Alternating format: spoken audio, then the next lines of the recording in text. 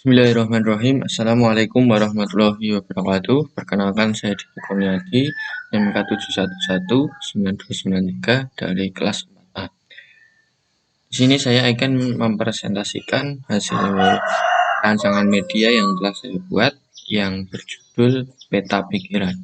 Bentuk medianya seperti ini. Nah, untuk pembuatannya sendiri, saya menggunakan bahan dari styrofoam, bahan yang paling tebal di belakang. Kemudian di depannya sini saya lapisi dengan kertas karton berwarna. Kemudian di sini saya bentuk kertas untuk judulnya Peta Pikiran sedemikian hingga. Kemudian untuk di bawahnya ini adalah yang menjadi pokok medianya, yaitu isi dari peta pikirannya. Ini saya print out biasa, kemudian saya tempel seperti itu. Kan di sini kenapa saya mencantumkan dua peta pikiran, karena pada pembelajaran media yang saya susun itu adalah ada 2 KD, yaitu untuk materi IPS dan materi IPA, yaitu KD makna upaya mempertahankan kemerdekaan dan adaptasi hewan di lingkungannya. Nah, untuk cara pembuatannya, pertama itu saya dengan styrofoam tentunya itu saya ukur 30 kali 50 cm. Ini ukurannya untuk lebarnya 30 dan lebarnya 30 dan panjangnya ada 50. Dan untuk kertas kartonnya saya mengikuti dari ukuran Asturo, kemudian saya tempel dengan double tip di belakangnya. Untuk tampilan depan seperti ini, belakang seperti ini. Lalu untuk judulnya ini saya juga kertas karton, tapi yang putih. Kemudian saya tuliskan di sini judulnya Peta Pikiran. Nah, seperti itu. Untuk isinya seperti yang saya jelaskan tadi, di sini saya print out biasa. Saya mencantumkan 2 peta pikiran dari media yang saya buat. Nah, sesuai dengan materi yang saya susun. Kemudian untuk cara penggunaannya, yang pertama itu kita sebagai guru menjelaskan persepsinya terlebih dahulu dari materi yang akan diajarkan. Kemudian siswa membaca sambil memahami dari buku yang siswa miliki dari materi pembelajaran yang ada. Lalu setelah itu maka akan disediakan media seperti ini, media peta pikiran seperti ini. Kemudian siswa itu mengisi dari apa yang ada di peta pikiran yang telah dirancang sebelumnya sedemikian hingga seperti ini.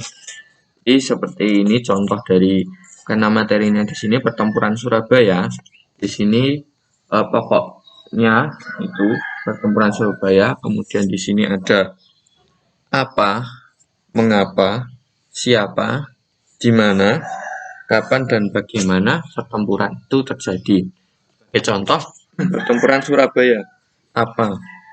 Pertempuran Surabaya kapan terjadi? Nah, di sini bisa kita cantumkan 10 November tahun 1945. Seperti itu. Untuk yang sebelahnya, materi yang sebelahnya yaitu hewan dan adaptasi pada lingkungannya. Ini ada setiap bagan itu untuk setiap hewannya. Ini di sini ada ayam, bebek, ikan, dan cicak. Nah, di sini berisi ciri-ciri dan ciri-ciri hewan tersebut dan habitatnya seperti apa. Kemudian bila siswa telah memahami, maka bisa diisikan di sini.